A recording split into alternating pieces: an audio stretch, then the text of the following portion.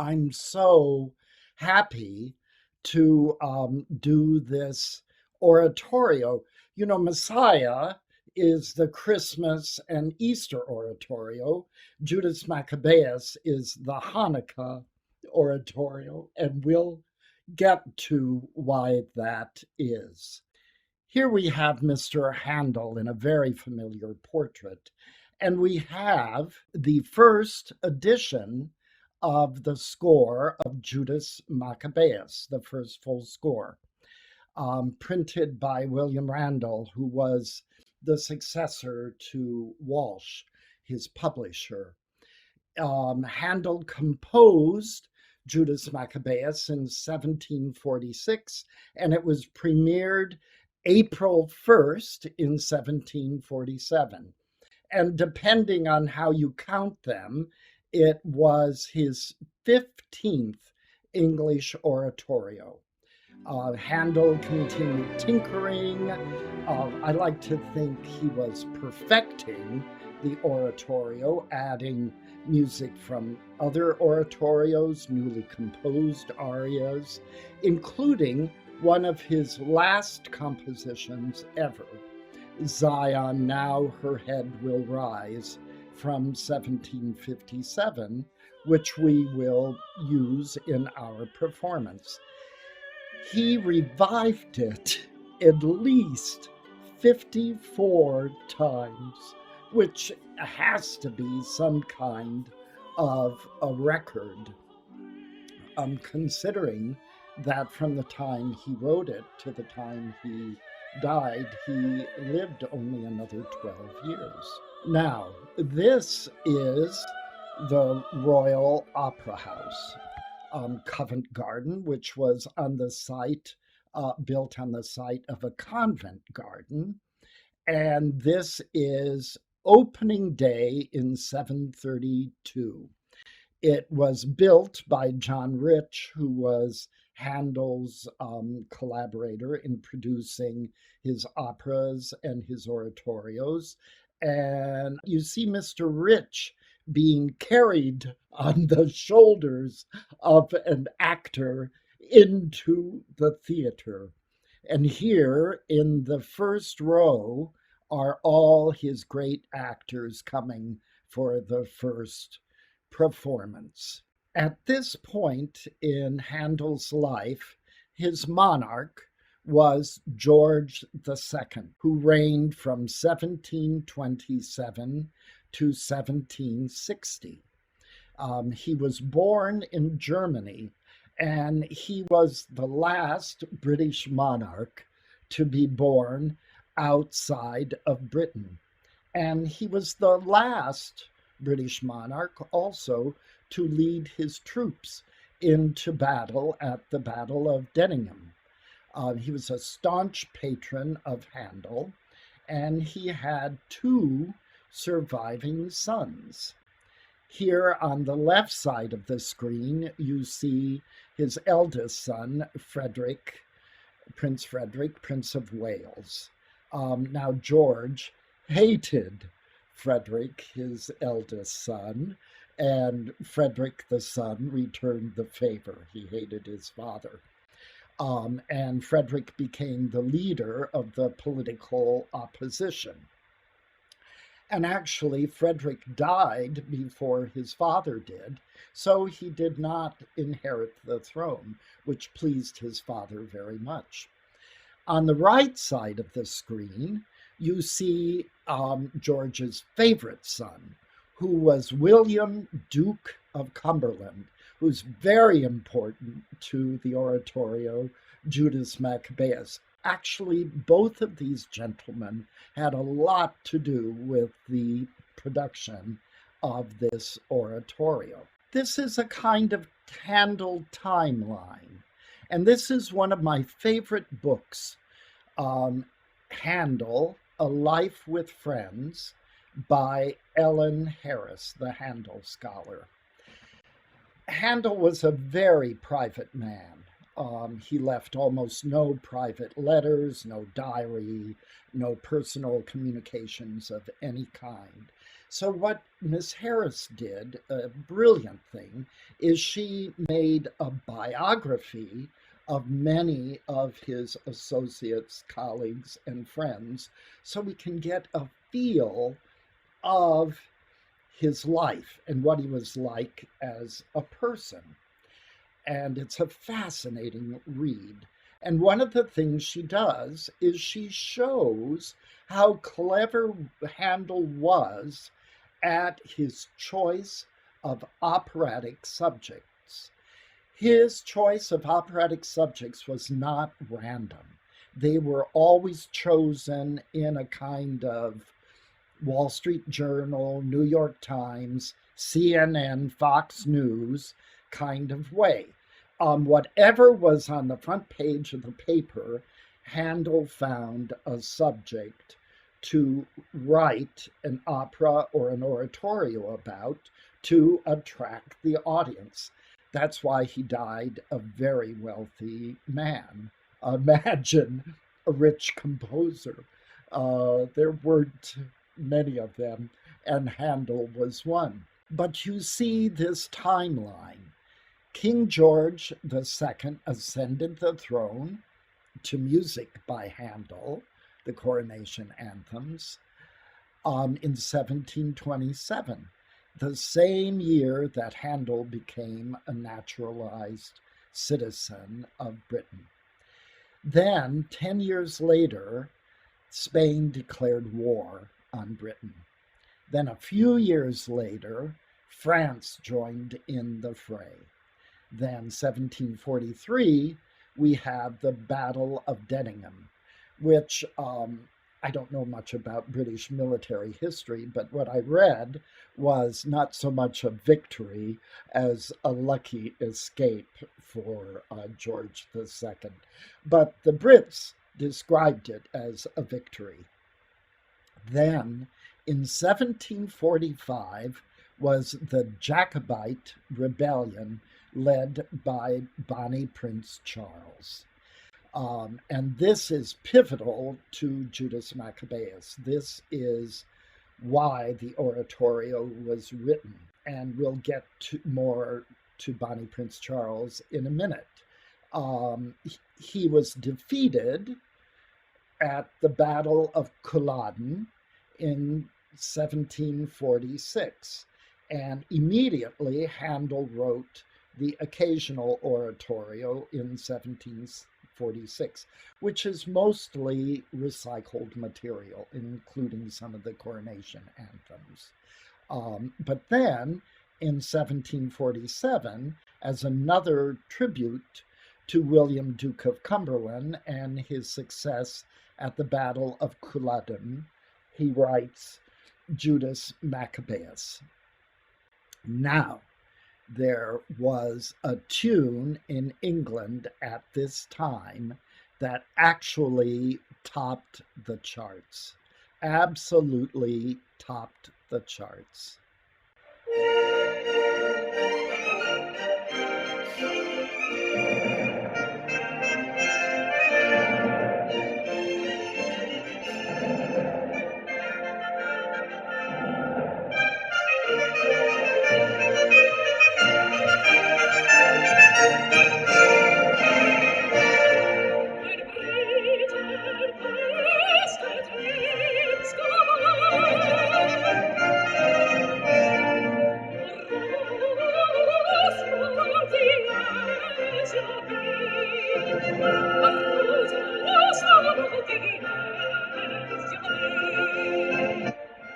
Now, on the left side of your screen, you see the composer, Thomas Arne, a contemporary of Handel, and his sister, Susanna Cibber, was one of Handel's favorite singers, particularly for Messiah, and also one of David Garrick's favorite actresses. Arne wrote this in 1740 for the Mask Alfred, and it quickly became a symbol of Britain and eventually the British Empire.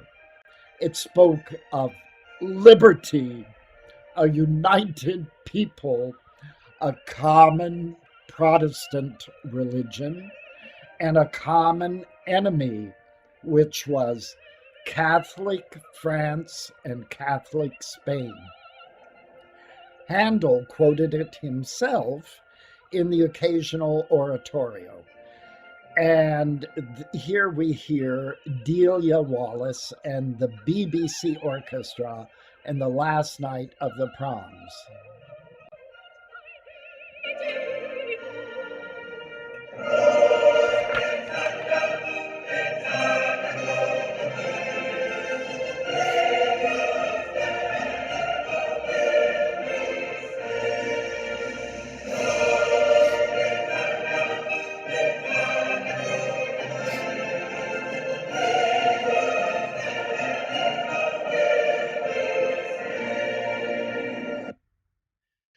So that's pretty thrilling, isn't it? It's an amazing piece of music. Now we have Bonnie Prince Charles. He was a descendant of Mary, Queen of Scots, and he was raised in France and in Italy.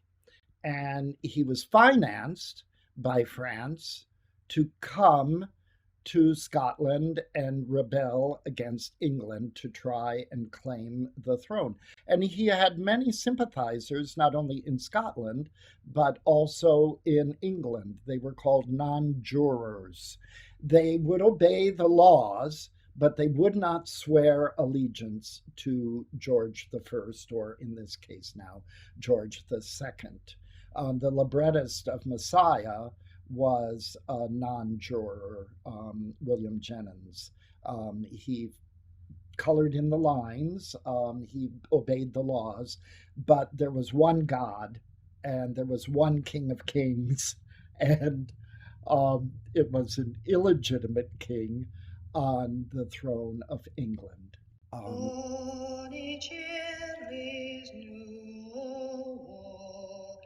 Safely out of friendly main. This is the folk song, Will Ye No Come Back Again, sung by the wonderful folk singer Jean Redpath.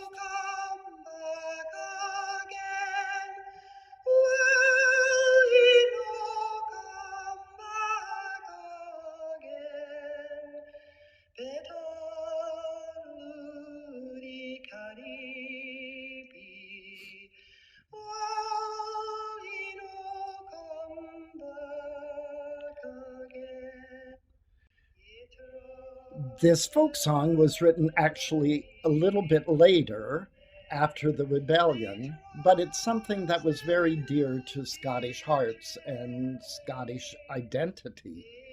He landed in 1745 and he gathered supporters and very quickly and speedily began his journey successfully to London.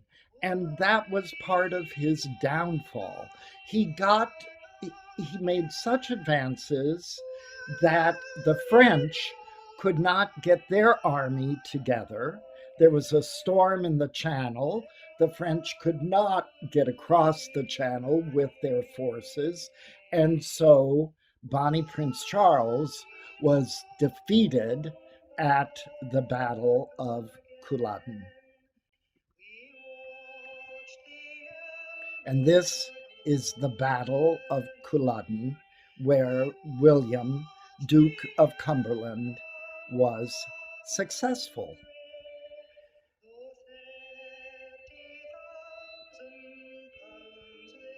And now we come to Judas Maccabaeus.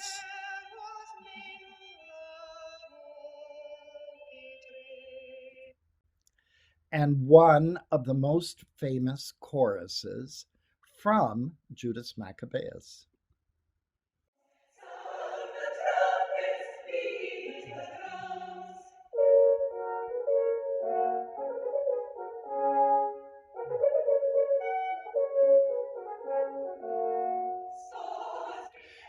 This famous chorus was actually written for Joshua in 1748, and As another improvement, Handel added it to Judas in 1750. Handel said, "You will live to see it become a great favorite among the people, greater than many of my other pieces." And he was right. It is played and sung by every possible combination and group and soloist, and was also the basis of one of my favorite screwball comedies, Hail the Conquering Hero, by the maestro of screwball comedies, Preston Sturgis.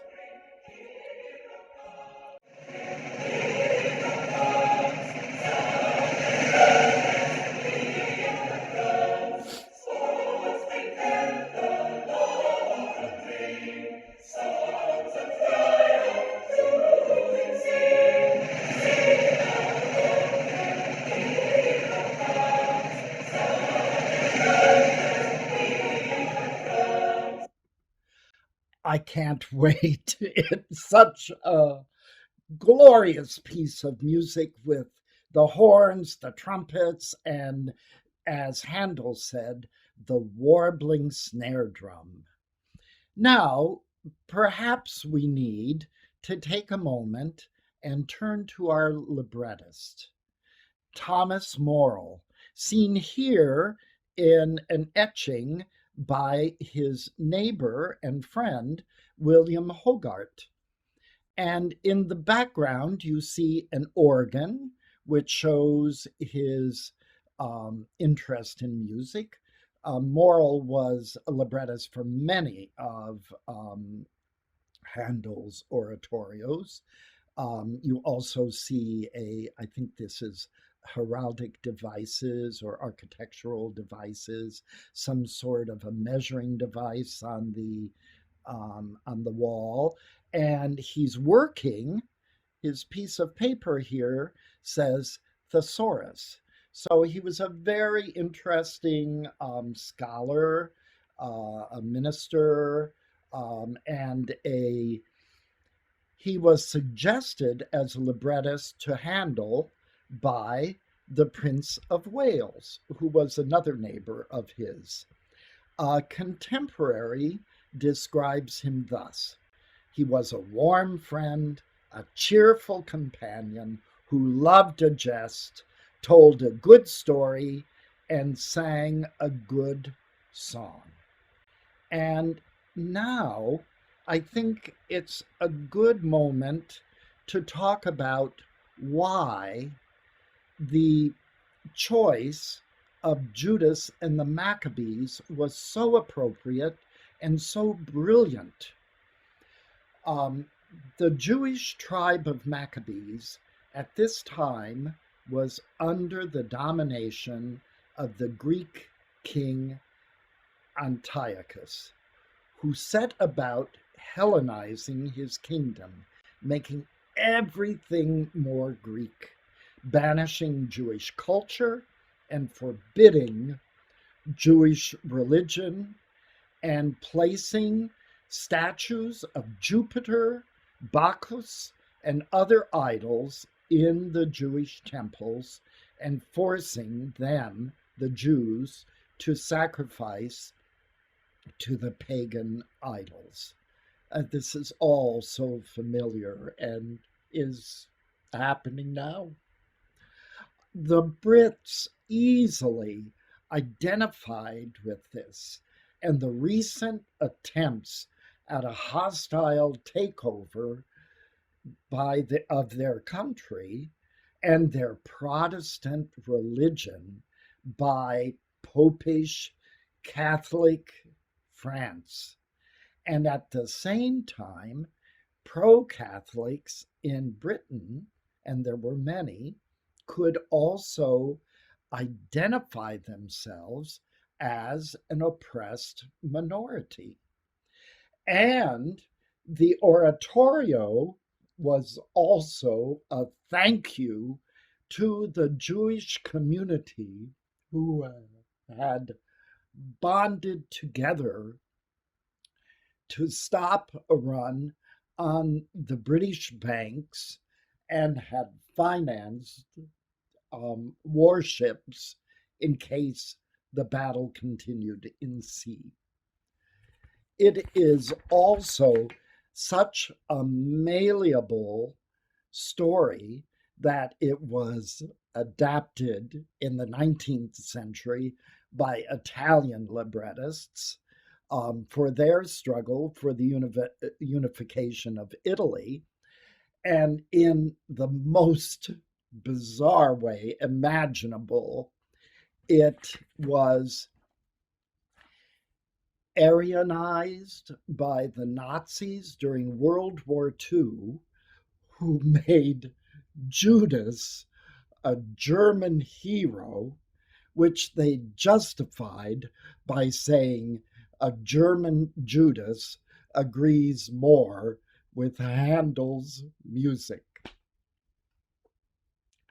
I can't explain that. But if you're interested in this, there's a marvelous scholarly article by Ruth Smith, The Meaning of Morals Libretto of Judas Maccabaeus. It's in Oxford University Music and Letters, February of 1998. The leader of the Maccabees was a priest and a general, Mattathias, who's seen here on the left. And he's seen actually in a temple which has been Hellenized. You see in the background, you see here, I think maybe this might be Jupiter. You see other statues of idols. And here you see a fellow Jew who is sacrificing a lamb on the temple of Jupiter. And Mattathias can just not take this and slays him. Mattathias and the Maccabees originally wanted to cohabitate and cooperate, but when their religion was suppressed, they revolted. That was the end. Yet, unfortunately, Mattathias was killed in the revolt, and this is where our oratorio begins, with the funeral of Mattathias and some of the most beautiful music in the oratorio. Here we have Mourn, Ye Afflicted Children, and it shows Handel's great ability for making these amazing choral sounds.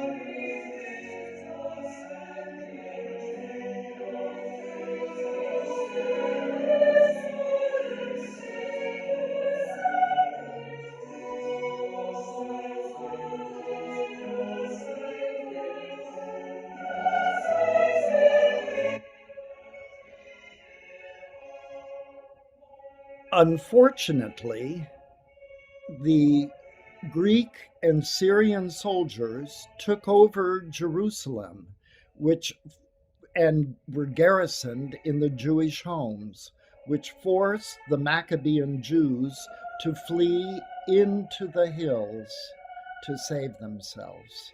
Just what is happening today. It all sounds so amazingly familiar.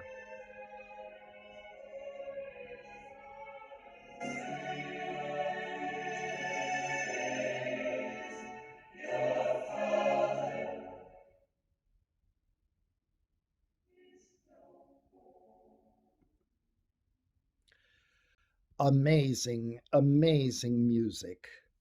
Now, Mattathias had 5 sons, and one of them was the priest Simon. I believe this is Simon here. And Simon was a visionary.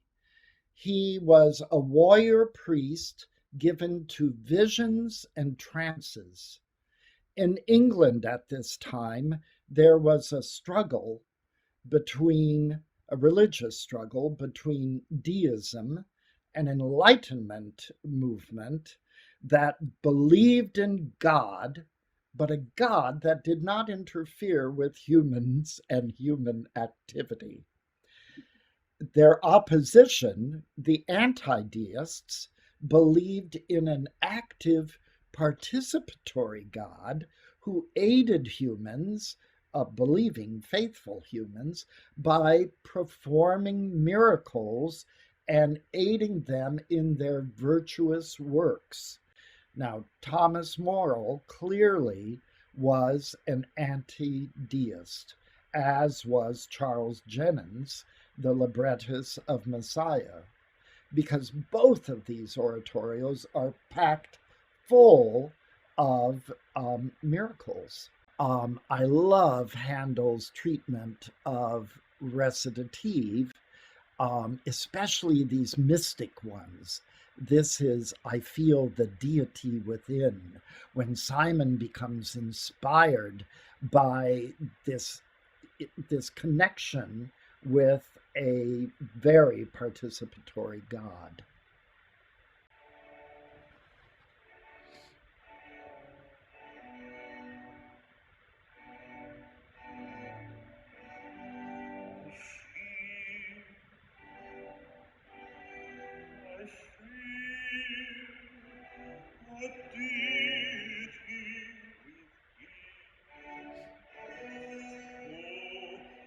Cherubim between his radiant glory as displayed. For Israel's distressful prayer he hath vouchsafed a gracious ear, and points out Maccabaeus to their aid. Judas. Free, and lead us on to victory.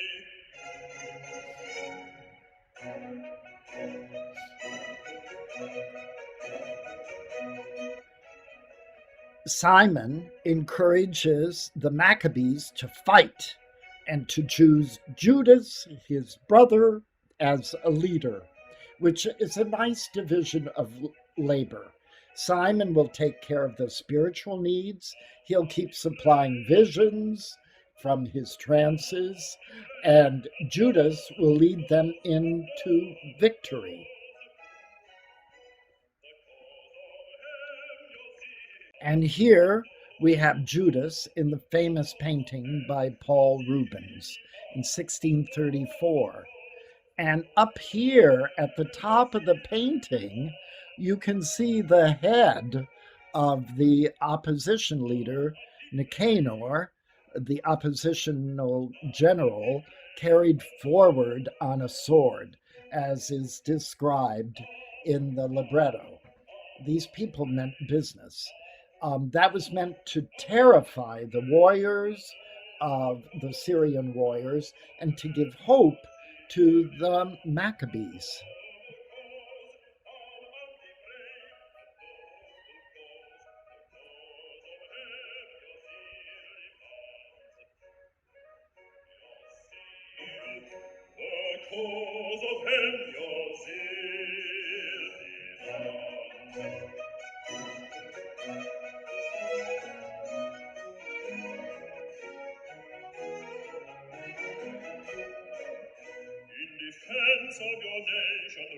This is David Thomas singing, and Nick McGeegan and the Philharmonia Baroque Orchestra.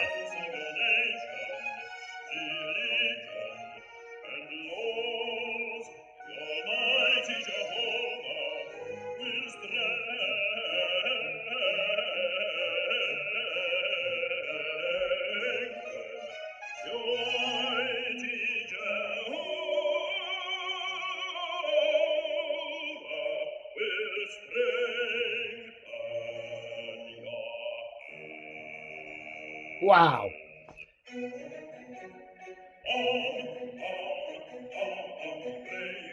Clearly, both Simon and David Thomas were inspired. That was quite a cadenza there. Where am I? Oh, the chorus, the chorus, respond. You're all for this. You want to follow Judas, and you respond immediately. Yes, we're ready. We're ready. Lead on.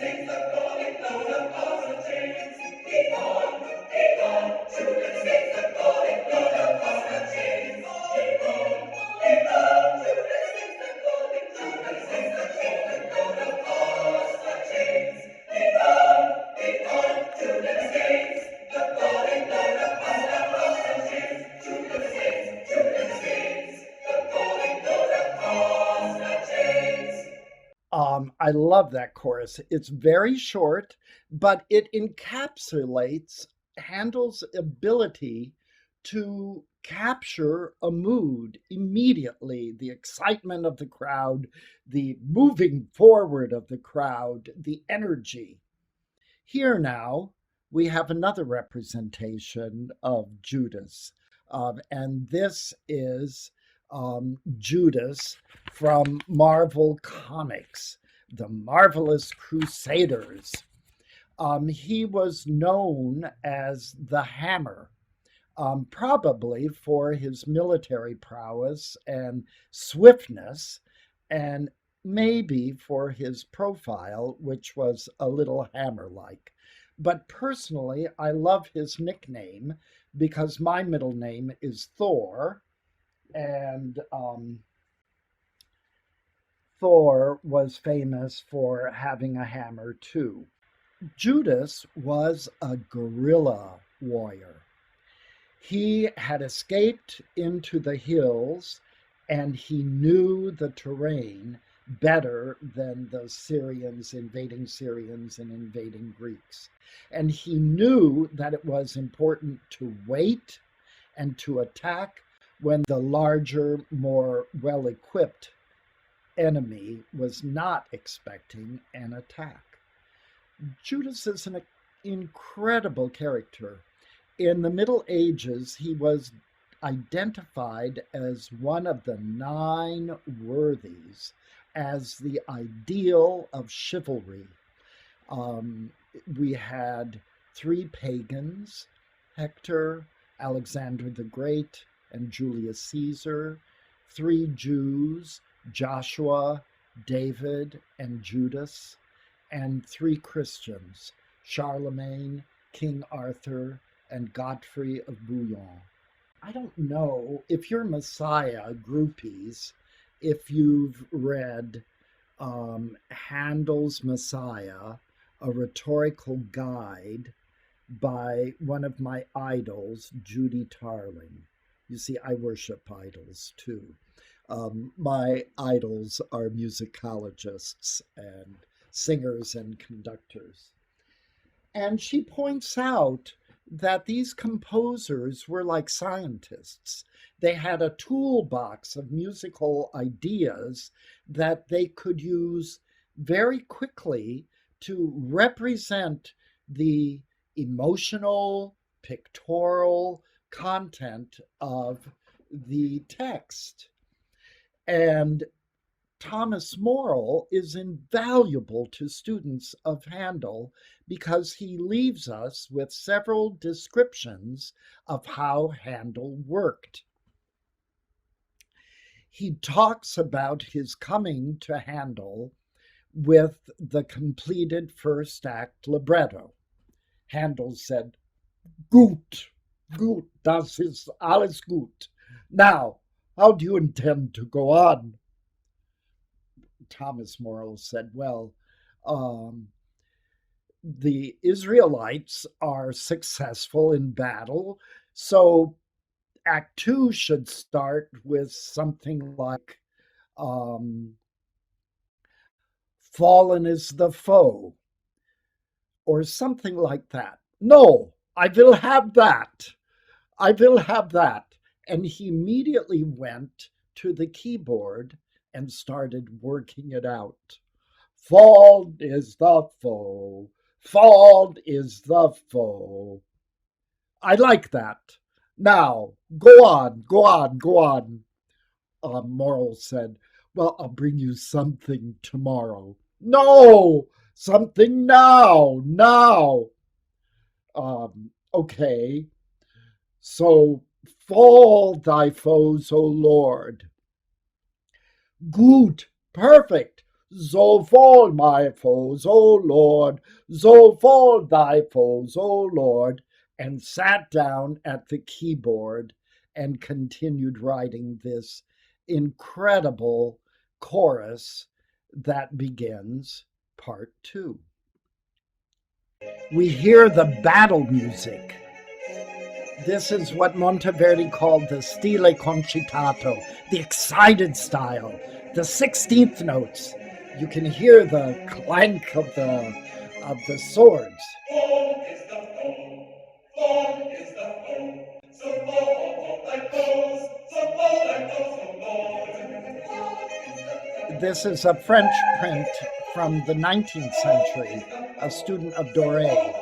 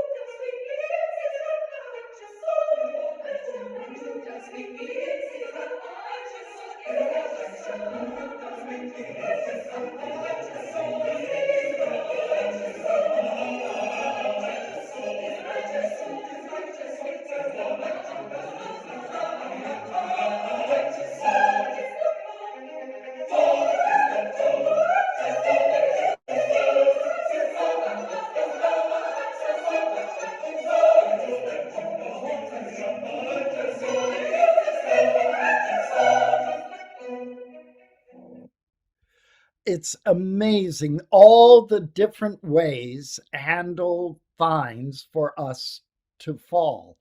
And he keeps developing this kind of motive in different ways. And Handel is a building block composer. He's a Lego composer. He takes a Lego block of a motive and he likes it. And I like this. I will use this.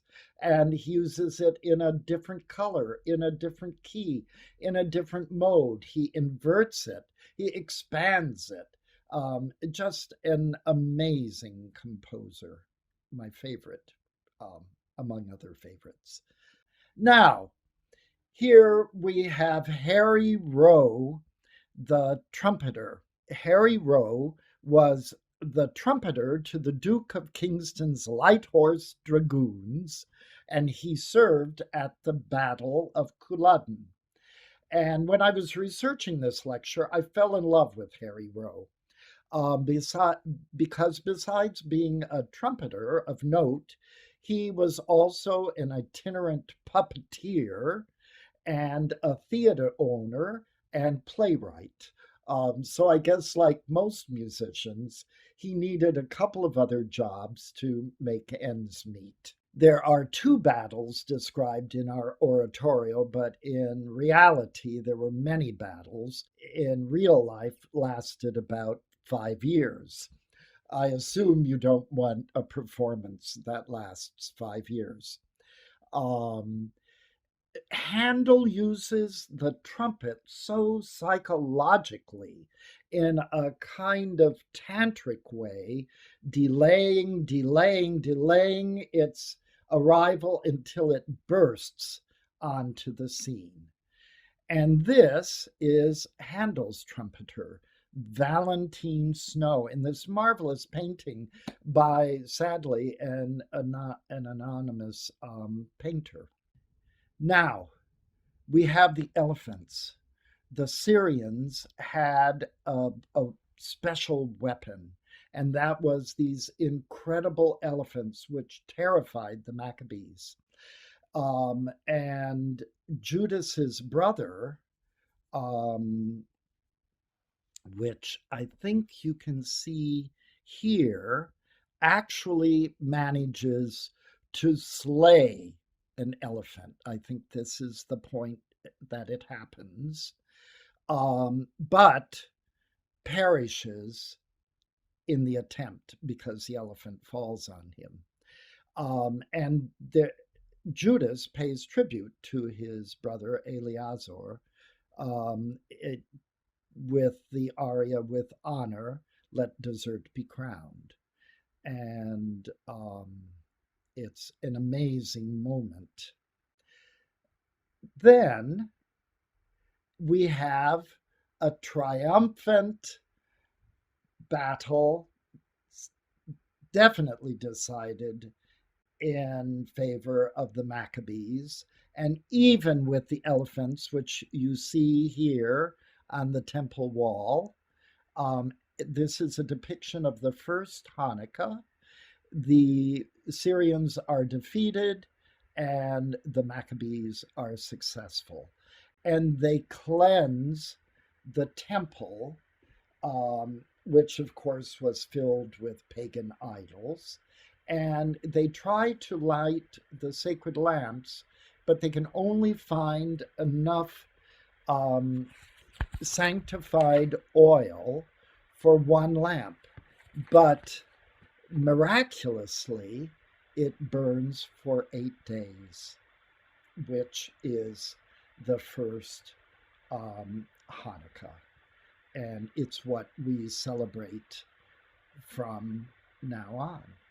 And we have a lot of music of rejoicing.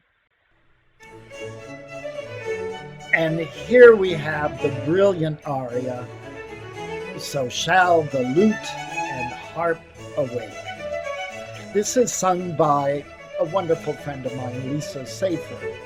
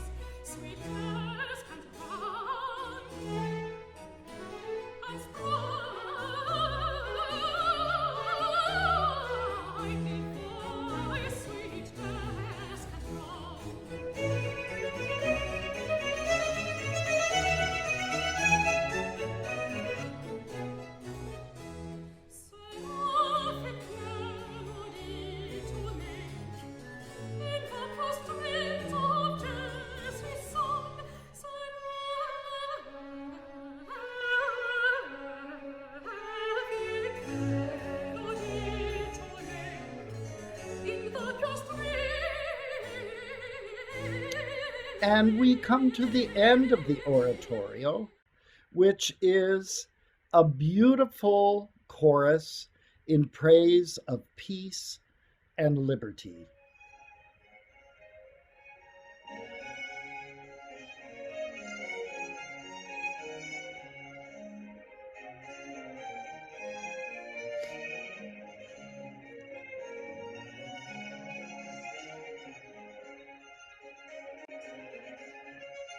Now, a very important person to this oratorio is the tenor, Judas Maccabaeus.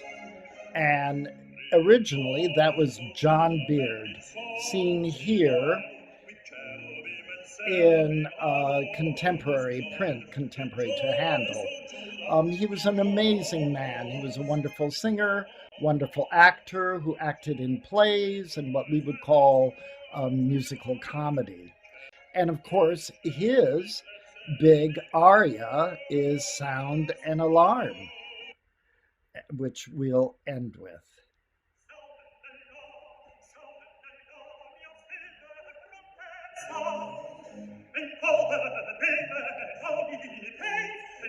And I said that Handel was so tantric with his use of the trumpet.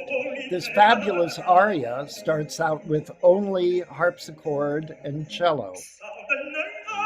But then, about halfway through, Handel adds not one trumpet, but 3 trumpets and timpani.